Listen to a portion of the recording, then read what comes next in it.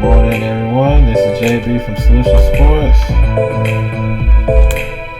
Coming with another installment on another day slate.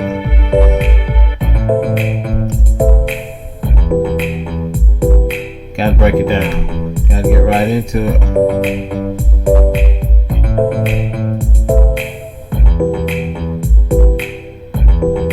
Yes, sir.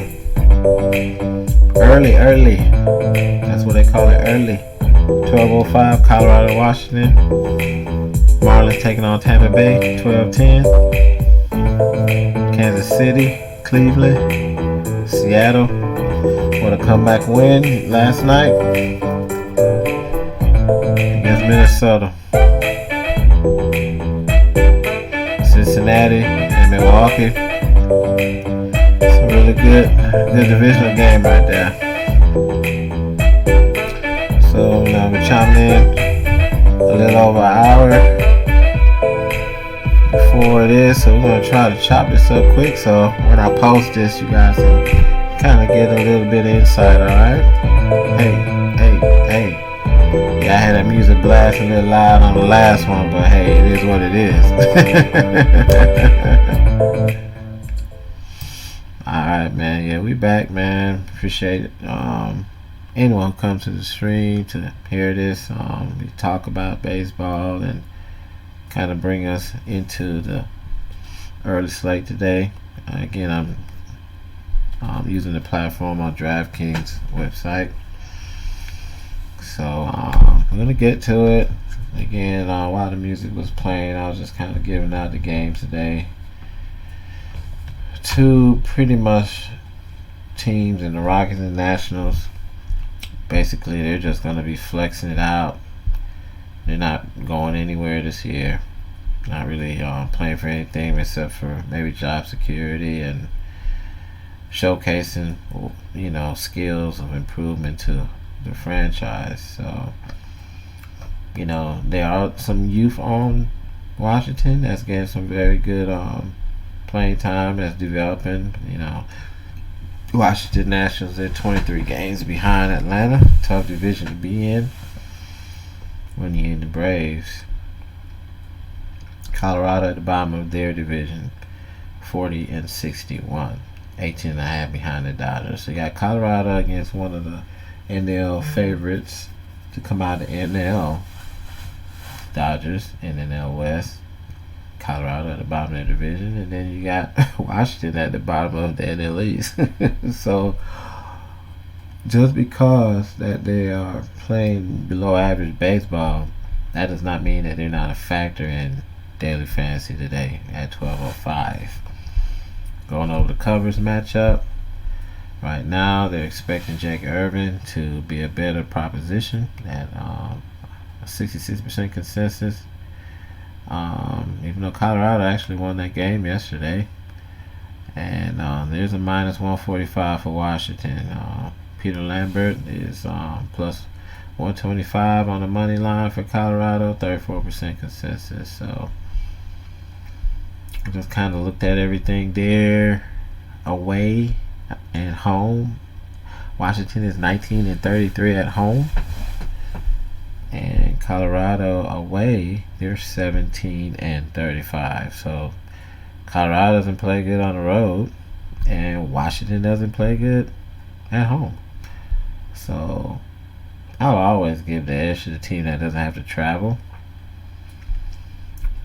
When you have two teams that are conflicting like that, and it doesn't add up to make any kind of advantage.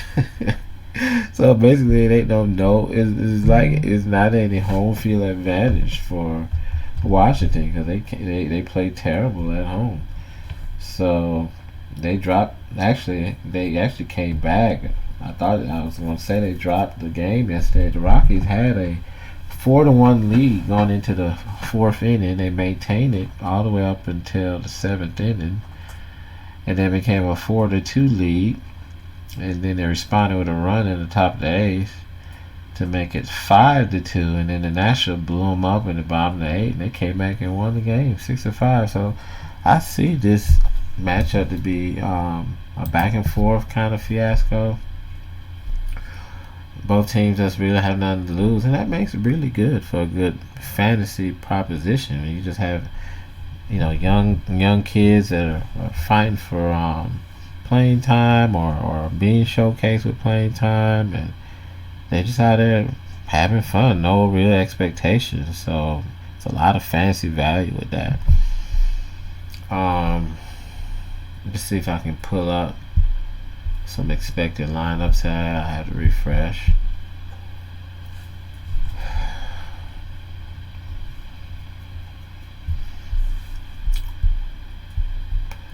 So, this time we should have a lot of confirmed lineups at 10:45 in the morning. For Colorado, they got McMahon has moved up to the second spot in the batting order for whatever strategic position that means. But that is interesting because he normally is like the third or fourth batter in the lineup. They're moving Nolan Jones up to the cleanup position, so that's some more RBI opportunities for him. Grichuk has been in some trade talks, possibly going to the Yankees. He's batting third. He moved up in the lineup. So after they actually won the game yesterday, Washington beat them yesterday. I correct myself. They're moving the lineup around a little bit. So yesterday, McMahon, he batted in the third position, and they had Ezekiel Tovar in the second position. So a lot of this is going on because Profar is not in the lineup. Normally Profar is their leadoff hitter, so he's getting the day off. So that's the reason for the shuffling of the lineup. So opportunities there are for Tovar. Tovar actually went deep yesterday. Now he's gonna be batting leadoff. So if you like that sample size, maybe you go with Tovar again. Maybe he likes traveling. Maybe he likes playing in Washington. Maybe just seeing the ball good at the plate. But he's the leadoff guy. McMahon moves up to the second spot. Now Irvin is a righty, and that fares well for McMahon, who does hit righties a lot better. Grichuk was in the cleanup position yesterday. He had 13 fantasy points with 2 hits. Elias Diaz also has a day off, so that's a little bit of power leaving the lineup. Taglia had 12 fantasy points. He was batting 7th. He moves up to the 5th spot. So the shuffling around of the lineup is primarily due to 2 of their more seasoned players not getting the day off today. Would that mean Profar and Elias Diaz? So let's look at the over under. You know how I do. If you follow me, over under in this game is 9.5. So that's high. So what we're going to do is go ahead and look at both pitchers right away. And they're not highly salaried at all. A pitcher with a high ceiling, his salary is like twice the amount of Jake Irvin. Jake Irvin, ERA is not very impressive. And they don't really have any impressive pitching. That's why they're at the bottom of their division. He's given up a long ball 1, 2, 3, 4, 5. In his last 5 games, he's given up a long ball. In those last 5 games, his ceiling game was 27 with San Francisco. And his bottom game, his floor game, was 0.1 against St. Louis.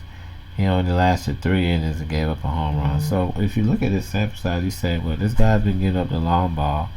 More likely, he's going to give one up today. And again, you got to look and say, well, who are the power hitters in Colorado's lineup? And that's McMahon, Grichuk. Can't answer that. That's McMahon and Grichuk. Nolan Jones has. Let's kind of look at their lineup real quick. Hold on 1 second. Getting phone calls in and all kind of disturbances. All right, so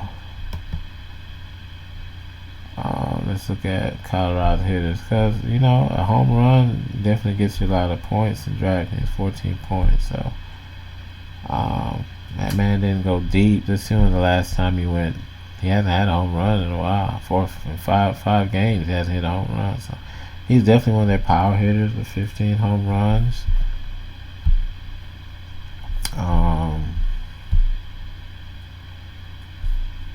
Tovar has 10 home runs. He did go deep yesterday. He has power. That's all you need to know. He has power. So we're breaking everything down. We're not taking any team for granted. I mean, the Rockies had 15 hits yesterday. Alright, so that's a lot of production. You know, you got some teams that are at the top of the division, they don't get over 10 hits. Right? Alright, so again, Grichuk has been in some trade talks. He's batting .313. Doesn't have any double-digit home runs, but he did have one against Miami. He's giving you double-digit fantasy production in the last 3 games. 2 hits against Washington. He's doing very good in this series with Washington. I mean, you can see why he's on the trading block. I mean, he's hitting for a good average and he's making good contact. Doesn't have the greatest power in the world, but he can do some damage at the plate. So, not gonna really look at Wins or Doyle. Montero, nothing really there. So, I mean, if anything's gonna come, it's gonna come from Grichuk.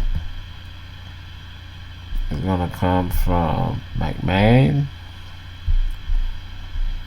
And probably last is probably Tovar. We got Tovar, so if you want to make note of that. You got Tovar, you got McMahon, and then you got Grichuk. You're gonna write those games down, write those players down. Right? Alright, so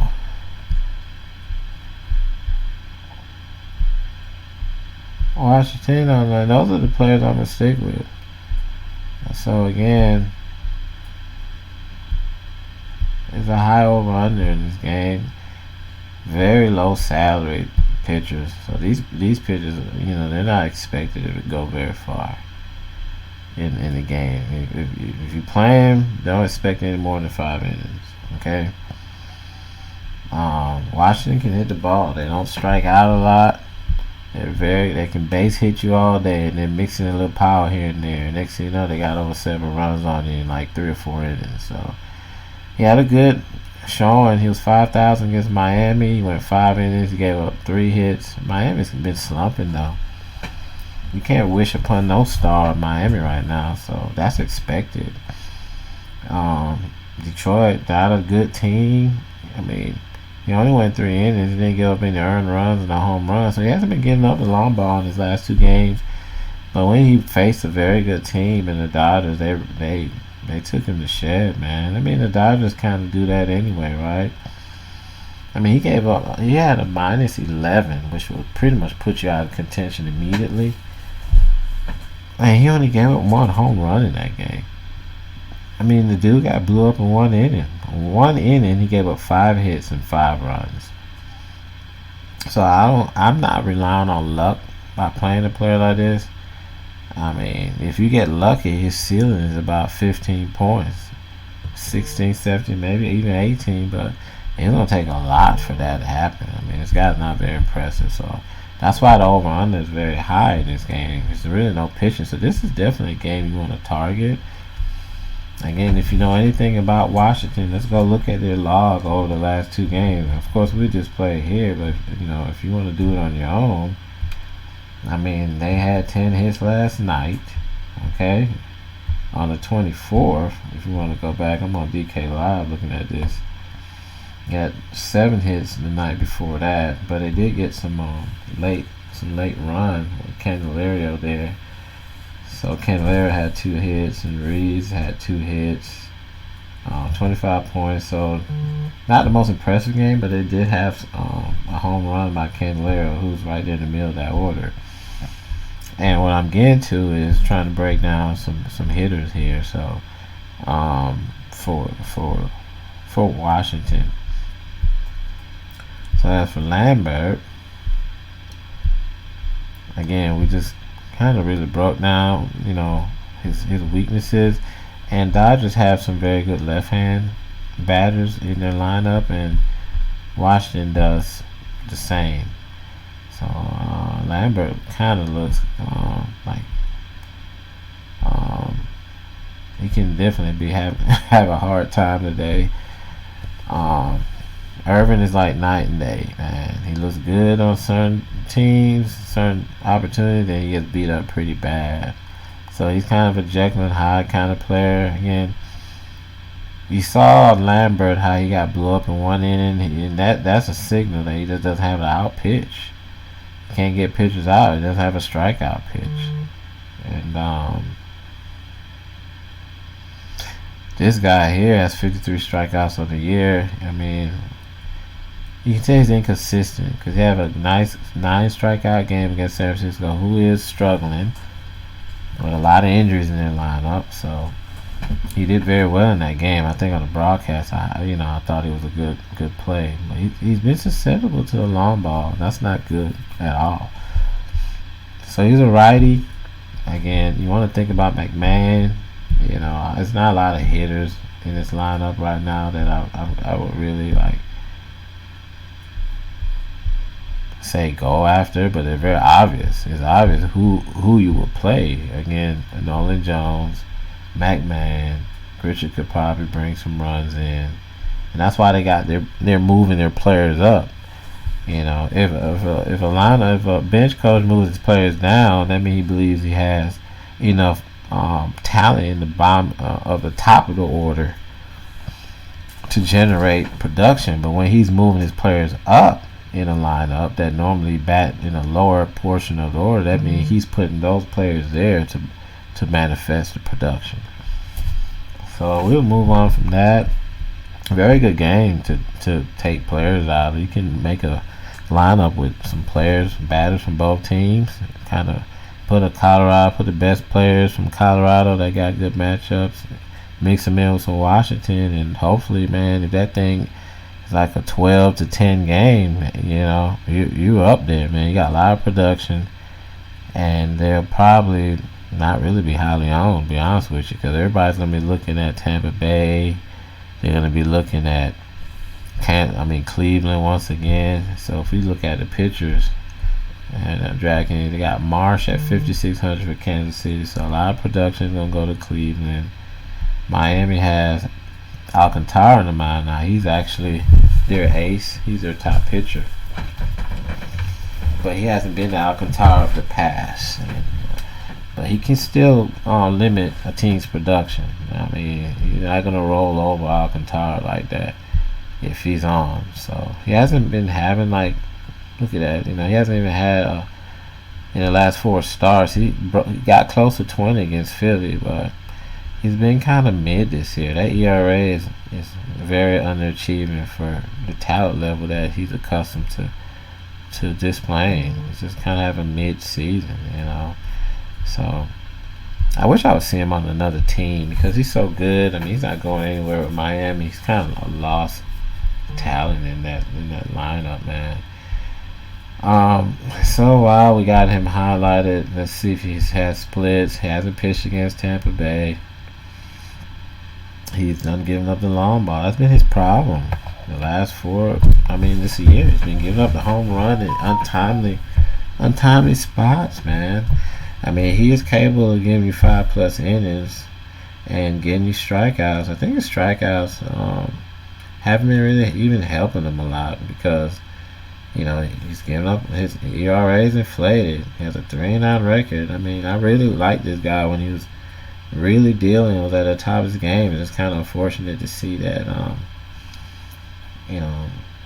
his production this year is just not where we're accustomed to seeing it, And Miami was playing very good there for a while, but I don't know what happened to him. It just blew up in their face. But let's look at covers and see what they got to say. Again, even with Alcantara's talent, they only got 27% consensus on covers. Zach Eflin, 73%. So they're thinking Tampa Bay. And Miami just hasn't shown any glimpse of getting to the end of the tunnel here, where the light is. 7.5 over under, that's very, very low. So, I'm with it. I mean, Zach Eflin is one of the top 2 pitchers in their 5-man rotation. So, this is kind of be an interesting game because, it's sporting more pitching. So, we know Tampa Bay can get in a roll, but with it being such a low over under, it's not making it very appealing to pick Tampa Bay, right? So the most thing you want to look at is say, well, who can probably get a home run off of Alcantara, as he's been coughing them up this year. So Arizona is hitless in his last 2 games. I mean, is this a spot for him? Could possibly be, but I mean, Tampa Bay goes as he goes, and he hasn't really been on his game lately either. So, Wander Franco, he's a switch hitter. I mean, I just, they're playing in Tampa Bay, and Tampa Bay is a pitcher's park. So I'm not really recommending anybody in this game, really. I mean, if you're gonna go with someone in Tampa Bay, you want to go with who could. I mean, they all have power, but the most standout power are, as we know, Franco and Arizona. I mean, Franco got 11. He's in double digits. Arizona's probably top of the list with 17. Just Lau got 13.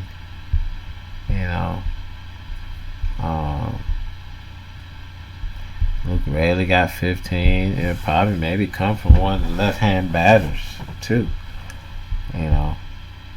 I think this. Let's look at this. Let's pull him up and see what he's talking about. Let's see what's going on with Sandy.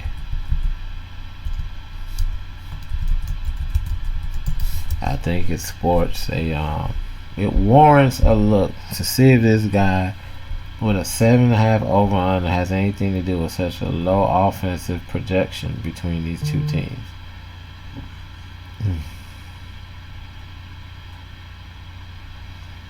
So right now he's not getting lefties out very good.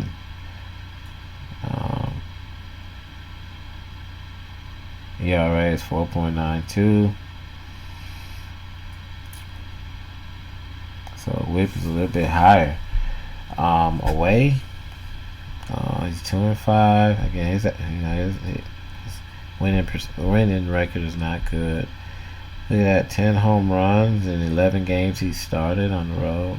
Not good. Day games, he's a 4.98 ERA. Hasn't won a game in the day yet. 0-5. That's bad.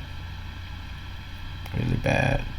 So, I mean, he's kind of mid and everything. I mean, he has a little bit better projection against righties and lefties, but he walks more. He's had a little bit, about 24 more attempts versus lefty than right, but going versus left,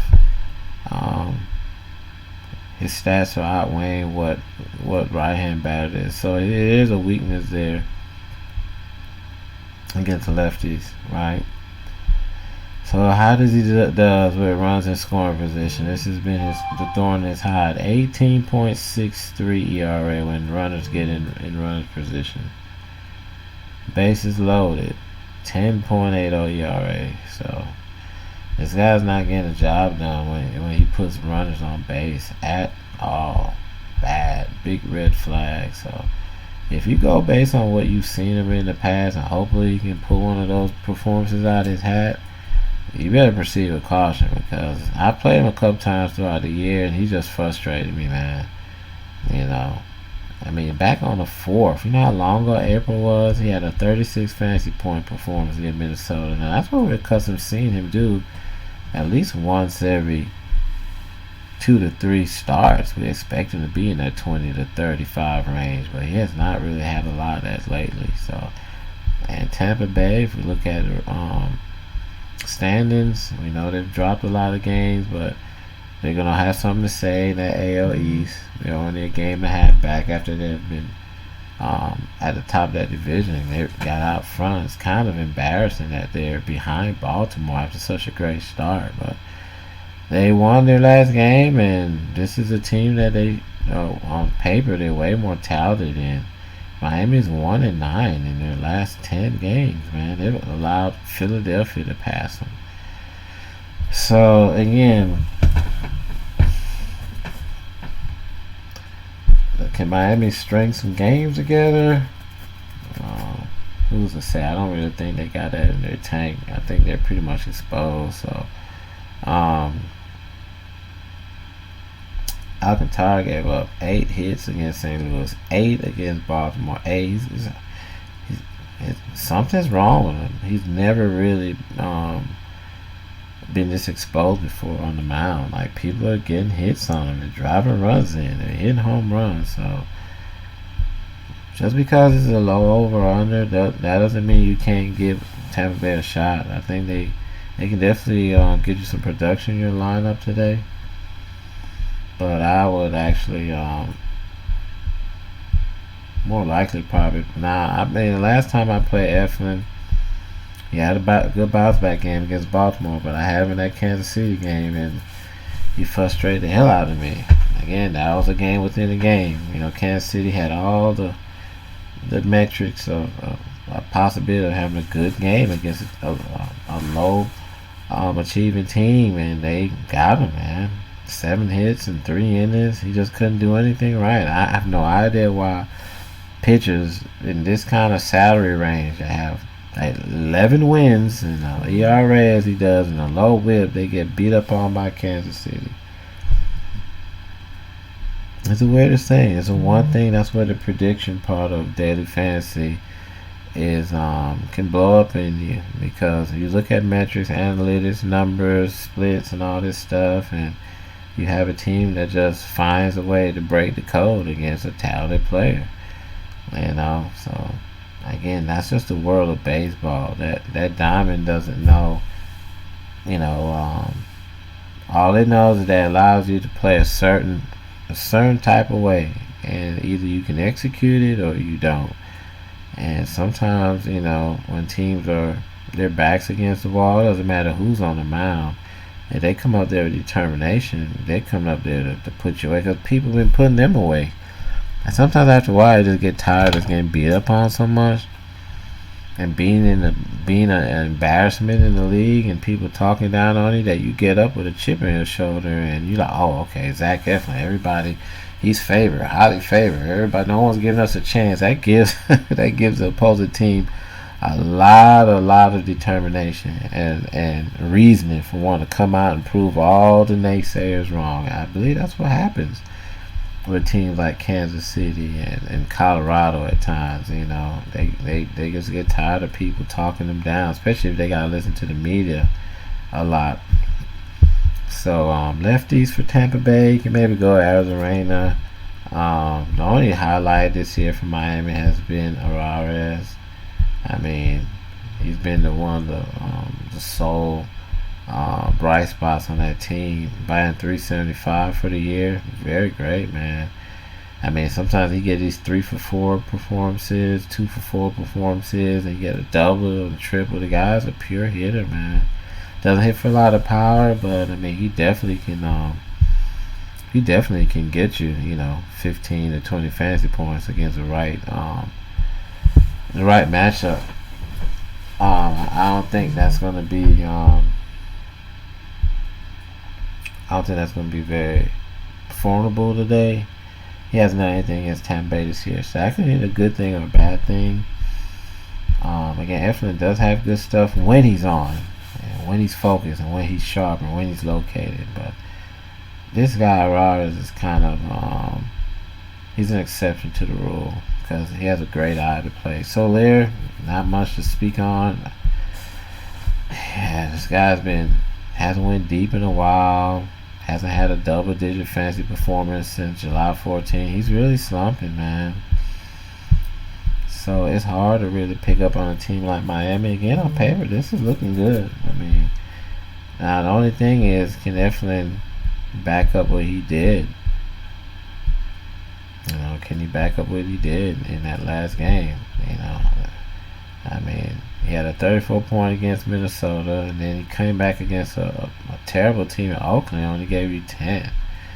So he kind of looks like he almost pitches down to his competition, at times. So, but I mean, he's one of the highest, if not the highest, salaried pitcher on the slate behind Joe Ryan. He has a good matchup, man, against Miami at home. Let's look at his splits and see how he is at home. So look at that, .80 whip, .193 batting average, 2.10. He likes pitching in Tampa Bay. 10-1 at home. So that's great, man. Zach Eflin looks great.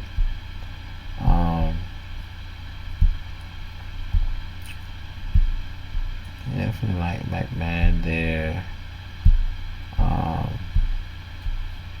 Lane Thomas is so expensive, man. He's expensive, man. $5,300 for this guy, but man, he can break out a slate at any time. He only got one hit yesterday. Meneses, 3,800, 28 points. He went deep yesterday, had a double. So he's just kind of plugging in some stuff. So definitely like Eflin. Don't really care too much for Alcantara. I mean, now the ballpark may definitely help him being in the pitcher's park, but his overall metrics is just not very impressive. And Tampa Bay, they can give you fits when they get on base. They can disrupt your rhythm because they like to steal, and they have some very good contact hitters, man. They reeled off a lot of wins at home this year, especially at the beginning of the season. They were hot at home. They were very tough to beat. All right, Kansas City and Cleveland. Cleveland, I actually played Savali yesterday, and he had a great game. Gavin Williams, not the most sought-after pitcher in Daily Fantasy. He doesn't have a picture of himself. Anytime you're on Draftkings and you click on a player and he don't even have a picture of himself, they just got the emblem of the team. That should tell you everything you need to know. Good thing about him, he hasn't given up a long ball in his last 3 games, which is good. But when he went against Atlanta, he gave up 3. So again, every time I plug in these formulas or look at these statistics, and it's something looks really good, and you come up on the bad part, you look at who they were playing, and you know why. Either that team is in the top 5 and runs batted in, or they have a slugger that has a great WOBA like Acuna, or they're just an efficient team. So it looks good. He got a 26er against Kansas City. The last time he played them, that was in Kansas City though. He's back home, so let's see how he does in home games. So not good. 4.99 ERA. He's 1-on-1. In 4 games he played at home, his ERA is 4.99. So all his home runs have been given up at home. So he does. The Cleveland, playing in Cleveland, has not been very kind to him. Marsh, 6.20 ERA. Again, that's the reason why we're talking about another team that's at the bottom of their division. Why? Because their pitching is bad. This performance, this is what I talk about in Daily Fantasy. You just can't really, you just don't have an explanation for why a player that is of his caliber has 11 strikeouts against Tampa Bay, gives you 27 fantasy points. Alright, so what does that mean? Maybe this was a game that he had circled, that he just wanted to go out and show, hey, if I can beat a top contender in this team, that could prove my worth to my team, and that I belong in the majors. Who knows why these players have such good games? Maybe he mixes it. Maybe his stuff that he has is the weakness of Tampa Bay. Maybe he doesn't give the fastball a lot. But again, I mean, 2 points. He dominated Tampa Bay, but then he looked very bad against the Yankees. He gave up 3 home runs. So he's been giving up the home run ball a lot. And then once again, you want to look at and say, well, who can get a home run for Cleveland? So we're not playing any of these pitchers. I wanted Ramirez yesterday. Now I got to make a decision. Do I want to play Ramirez or do I want to play McMahon? Alright? So let's look at the over-under in this game. And we already know it's high in the Colorado game. And Cleveland's still trying to chase down Minnesota. They gained a game on them the other day. So they're 3 back. Now, this is a team that they should beat, but that doesn't mean it always works out that way. But this is a team with them trying to chase down Minnesota that they got to take care of business. So, looking at lineup, Naylor didn't have the best game. Yesterday, he's another good lefty in that lineup. Cleveland probably might be highly on it. A lot of people going to test Kansas City. I know Greinke looked pretty good when he started the game out yesterday, but Cleveland's going to probably be highly rostered again today for sure.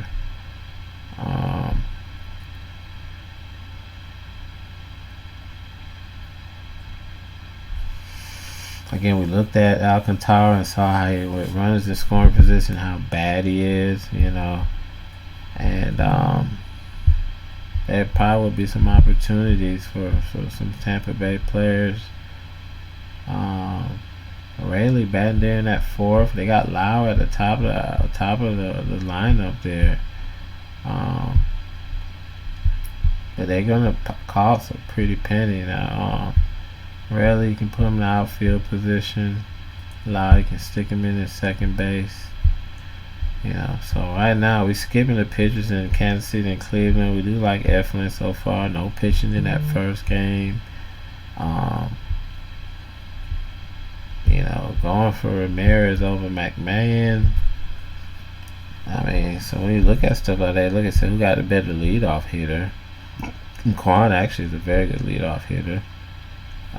Tovar is not really leading off as much, so the advantage does go to Cleveland, definitely. But you're talking about 5,800 for Ramirez. Alright, so I like Cleveland a lot. I'm pretty sure they're gonna be utilized a lot today because of who they're playing. There's a lot of good plays at first base today. I think Naylor, he saw his brother go deep twice, Bo Naylor, yesterday. He had some decent swings, but unfortunately didn't get on the board, had a donut. He's had a solid year this year, so he's definitely in play. But you got to decide between, first base is loaded, and they got some good matchups. You got to decide between Votto, Naylor, Miller, and, Gurriel for Miami. With just 5 games, that's why I think Naylor stands out a lot. He's I don't know if Votto's gonna start in the game. If you look at his average is down. He played yesterday. He might actually have a breakout game today. So when you look at Cincinnati, so Cincinnati won that game yesterday. They're half game behind Milwaukee. That's gonna be a very good game to tune into, man. I can't wait to look into that last game there. But I like those Naylor boys, man. Honestly, I like them a lot. And if you want to keep the wheel going, they might be highly on, but sometimes with just 5 games, you got to do what makes sense. That Tampa Bay and Cleveland rendezvous don't look bad right now. So again, the pitcher there for Cleveland. He's not a stud by any means. Only good thing, he doesn't really give up the long ball a lot. In his downfall, he had a game. He had 5.2 innings against Kansas City, so they did hit him good now. So they're familiar with him. He gave up 8 hits in 5.2 innings. The only thing that saved him that day is that he got 7 strikeouts and he got over 5 innings. So He does have strikeout potential, but that doesn't mean that it's always going to end in his favor. Like, he can hit that. I mean, against Philly, only got 3. And he's going against a team that does strike out a lot. So, Kansas City, again, they're ranked 20th. So, he can probably definitely hit 5 strikeouts. This is a guy where, you took that risk with Savali yesterday. He was kind of the same area salary-wise, and he had a great game.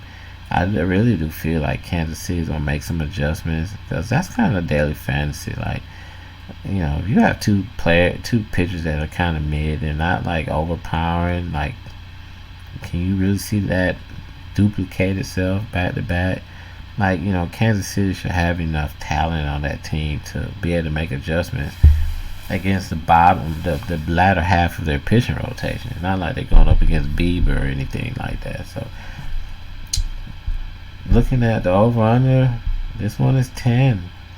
And I felt that way. Now, from a fantasy standpoint, that 10 means a lot of offense. But when you betting, look at that, minus 200 for Cleveland. So, that fares well. So, I don't really like to pick any pitcher that's in a situation where they have a over-under of a double digit. If it's like 9 or 9.5, that's different. But, man, when it's 10, that's bad. That's terrible, man.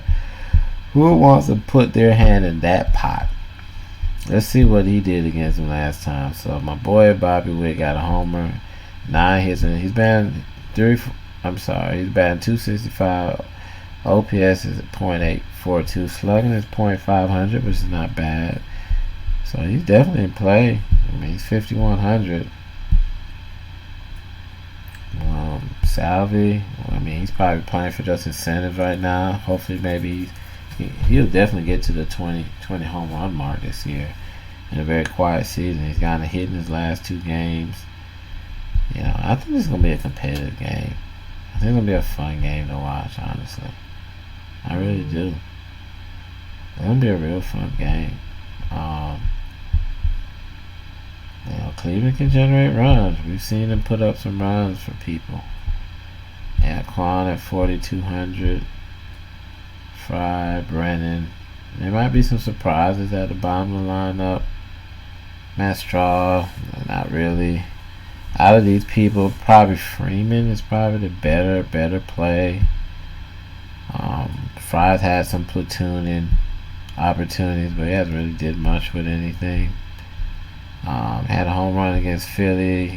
Had 1 run scored yesterday. So he's kind of a hot, cold player. His 23 points kind of stands out against Texas. He had 2 hits there. But it's kind of hard to really see. I mean, guys like Fry, just play him and see what happens. That's what happened with Bo Naylor yesterday. I just played him and it just worked out in your favor, because these guys, they'll get a fastball, they'll fight off some pitches, and they'll wait on that pitch, which is the fastball, and the pitcher's going to take them play down to the competition, and they hit the ball over the fence, and you look like, damn, I got Tatis Jr. in my lineup at 6,200, and he can't even get a home run for me. But I got a Bo Naylor at 3,000. He hits 2 home runs. You know why? Because pitchers take them for granted. And they throw him the fastball right down the middle. And boom, next thing you know, the outcome of a slate changes. So yeah, man, don't really like too much in the bottom of the order outside of maybe Freeman and Fry. Brennan's okay, but he's a lefty. He got 5 home runs, but hasn't went deep in a long time. So he's one of those players where you just flip the coin. But he is a lefty. He's batting in a decent area in the lineup, batting 5th, right behind Naylor. So you possibly could run him out there as a one-off, and he might be able to do something with it. Fry has 3 home runs, but he could easily be pulled from the game. Being an outfielder, catcher outfielder. So he's had some good games here. He's been doing something with his opportunities. So, and he's going against Kansas City. Let's see here. Hasn't really done much but a walk. Hasn't done much there. in the 4 games he's played. Hasn't done much, but that doesn't mean with 4 more opportunities he won't be able to do something with it. Freeman, not much there either. And let's look at Brennan. He's done pretty good. 11 hits and 32 at bats, so he's had some success. And when you're going against players, going to think about rostering these players at the bottom of the order that are under 2,500, I mean, the most logical thing to do is look to see what kind of previous success they had, and maybe that can translate again today at home for them. All right, so that's really, man, same thing, man. I told everybody to go with, the top of the order with Kansas City. I mean, you got to go where the talent is. Melendez, Perez, Witt Jr. I mean, Garcia's been doing decent since he's been put up there in the leadoff spot. He didn't do anything yesterday, but he had a home run in the first game of the series. So,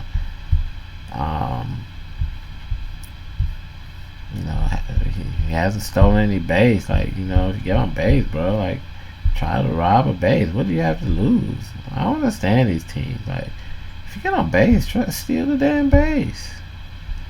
You're like damn near almost 15, 20 games out of first place. Melendez 4 hits and 30 at bats, so he's slumping too. So somebody's gonna wake up. I mean, this is a game here where Cleveland doesn't have a real stud on the mound, where you could actually play a Kansas City stack and see how it does.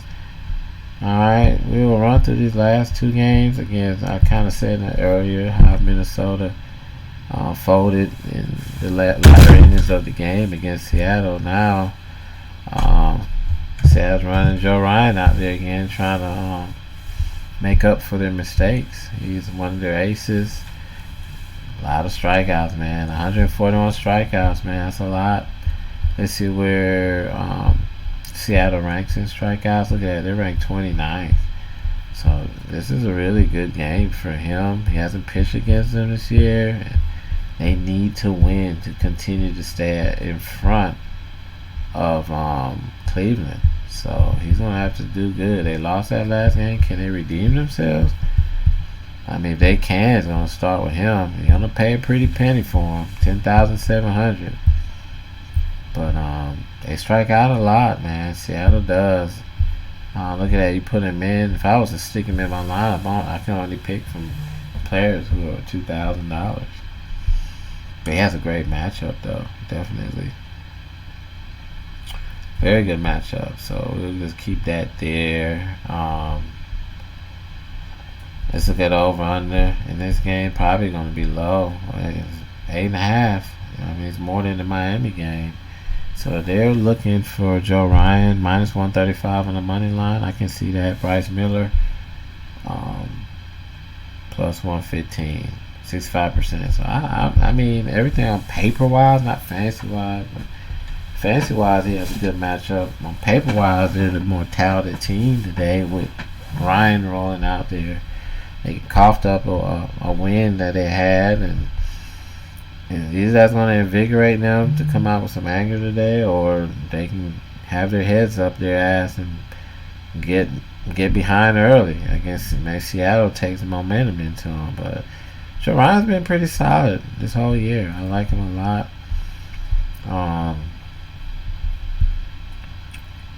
Let's break down the pitcher real quick. Miller's out there too. I mean, he's 9,200. I've actually played him a couple times this year. He's been pretty consistent. Nothing too fancy. I mean, he does kind of, every pitcher's not perfect. He'll give up some walls, but he had no decision against Toronto. Gave up a home run. Won against Detroit. He should have won. And no decision against Tampa Bay. No decision against Baltimore. Did his thing against the White Sox and 2 slumping teams. Miami did well. So, I mean, his strikeouts isn't way up there like how Joe Ryan is. But I mean, he's only had 1 in his log where he's had double digits. And that was against Oakland. He only had 3 against Detroit. He hasn't been dominating anybody.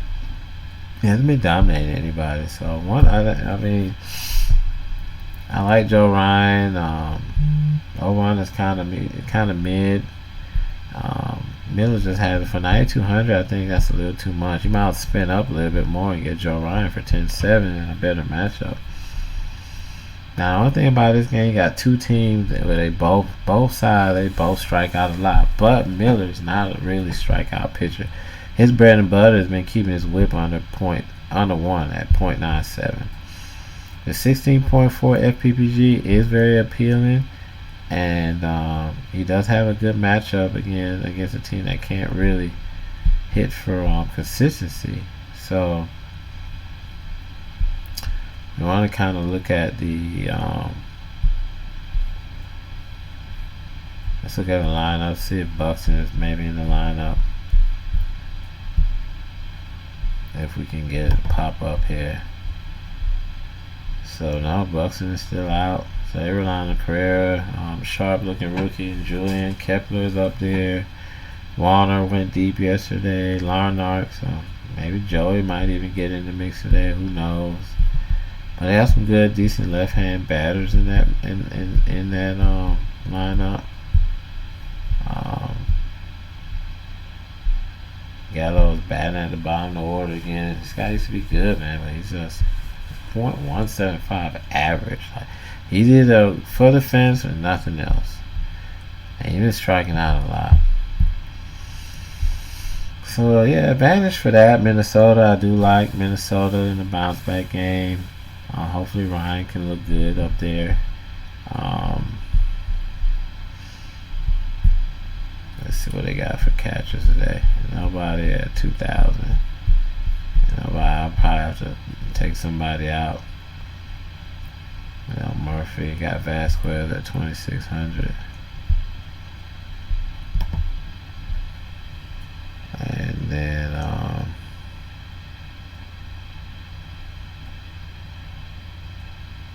probably just take Brandon Lau out and then try to fit some people in. So Seattle, we saw Rodriguez have a great game yesterday.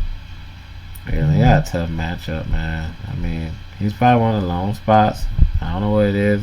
He must like really playing in Minnesota, but he's been 200, but his slugging is OPS is .773.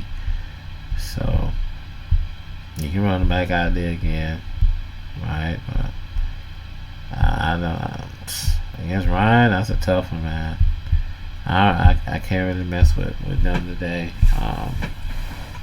Suarez, he's batting .348 against him, 3 home runs. Suarez is probably, with these metrics, he's probably one of him and Julio are probably the only two that I really recommend.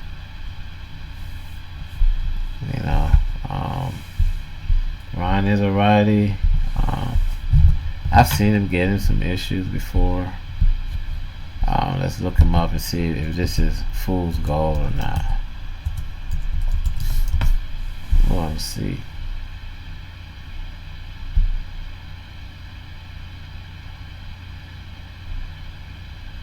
Come on. Got a winning record. Got a lot of strikeouts, which is good. So we got a lot of strikeouts going against a team that strikeouts a lot. So his issues has been righties, of course. He's very good with his whip at home, winning record at home, 6-3. ERA could be a little bit lower, but 3.57 would take it. Bases loaded. Yeah, that didn't look good. Probably not a lot of situations there, but that's not very good. Runners and 2 outs in scoring position, not good. So he's another pitcher.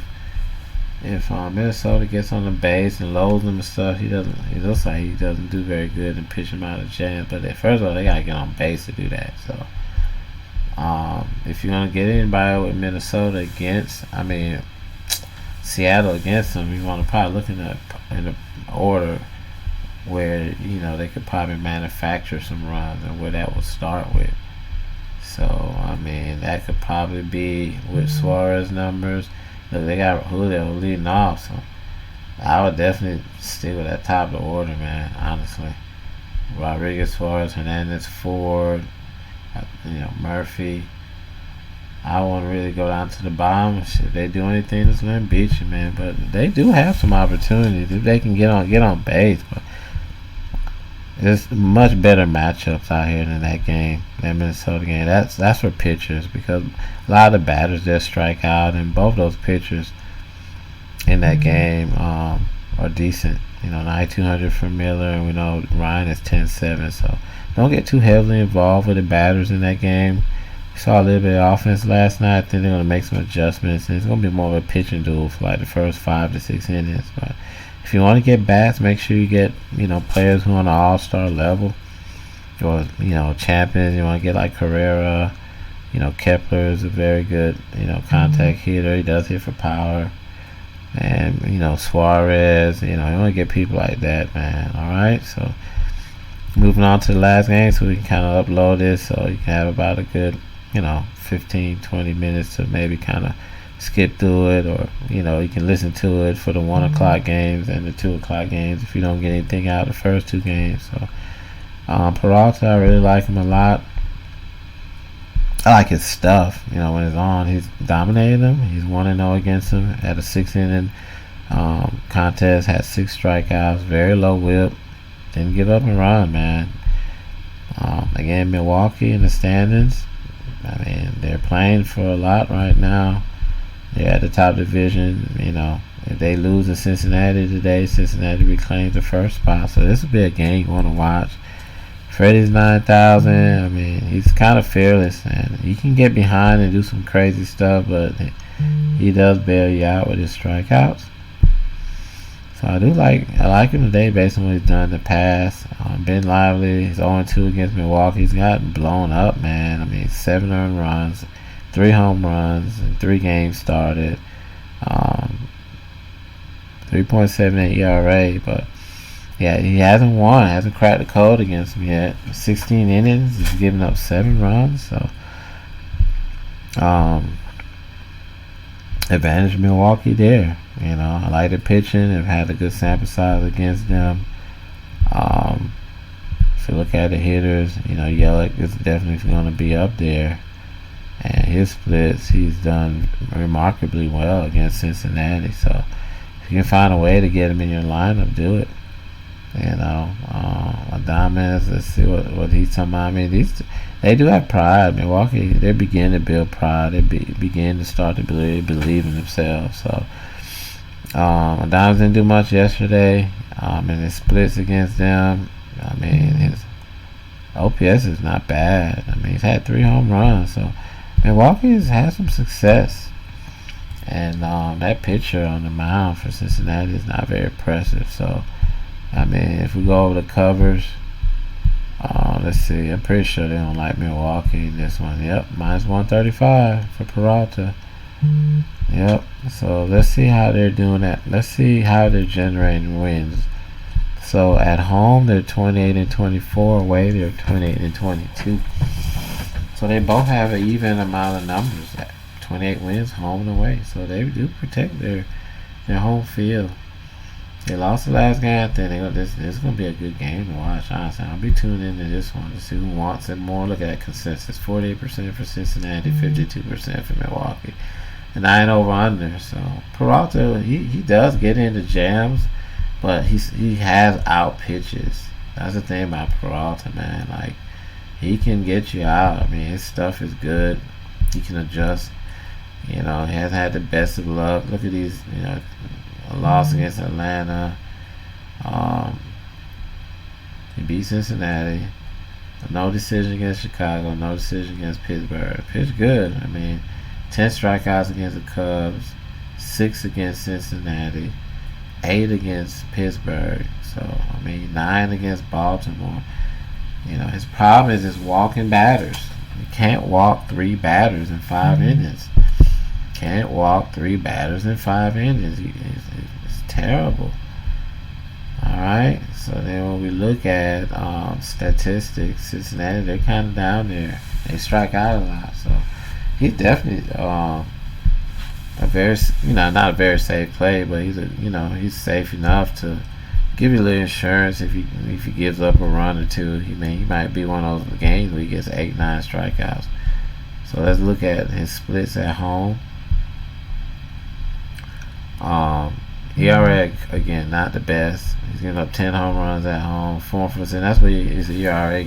When you walking people and you load bases or you put a player on for free and then someone drives him in or hits a home run. So he's having an issue with the home run ball at home. He's at 500, 4-4. All right, 48 hits and 58 in his pitches. So a little bit more. You get more production at home, but the home runs are definitely a concern of his. 22 walks and 58 innings. So, he's kind of like his own worst enemy. He looks good during certain simulations and innings, and then he come out in other innings and just sabotage himself. So that's a kind of an inconsistency. But based on the sample size of them needing a win to stay in top, he is one of their top pitchers in that lineup along Corbin Burns. I would say roll him out there and see what happens, man. Don't like the other young man. So for Cincinnati, don't like Lively at all. De La Cruz is very highly expensive. Didn't do anything yesterday. Normally when he has a game, he doesn't do anything. He normally comes back with a good game. So, but he's got a tough matchup today. It just doesn't look comfortable in this series. Average of .152. So, not good at all. He's too high. I mean, if you just let him, if he has a great game, just gotta live with it, man. I mean, his metrics don't look good, and Peralta doesn't. He's smart enough to not pitch him if he doesn't want to, and he's gonna move that ball around to where he doesn't. Hopefully, doesn't allow it to hurt him if he wants to get a win. If you want to get a win, you just don't let De La Cruz be the one to start you off in a bad way. So McClain, not too great there. 6.9 fantasy points. Let's look at India. Splits against Milwaukee, not very impressive. 7 fantasy points. So no one's really looking great on this team. Look at Friedel. He bats second sometimes. Not good there either. So let's see what Milwaukee does. I mean, I don't really see anybody on this team. I mean, if you want to pay up for De La Cruz, you have to kind of move some things around and buy some lesser bats. But a lot of these players haven't had a really great series against them, at all against Milwaukee. So kind of hard for me to tell you to roster anybody. Milwaukee does have the better matchup against a pitcher.